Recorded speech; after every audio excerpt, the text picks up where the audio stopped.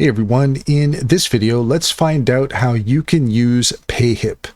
In order to do so, here we are at payhip.com. And what is Payhip all about? Well, you could sell digital downloads, courses, coaching, and more from one simple platform.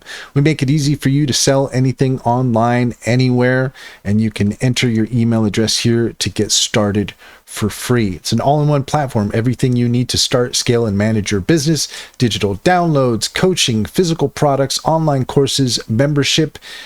Payhip does it all. Your store, your way. Build your website within minutes. Connect a custom domain. Embed on your existing website. Trusted by over 130,000 creators. You're in great company with Payhip.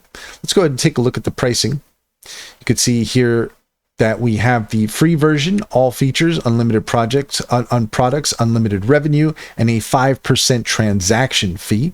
Then from there, we scale up to the plus $29 a month, a 2% transaction fee, all the features, unlimited products, unlimited revenue. Then we have the pro, no transaction fee, same deal, all features, unlimited products, and revenue. And that's all there is to it. If you found this video helpful, please leave a comment and like and subscribe, and don't forget to set your notifications for more helpful tips.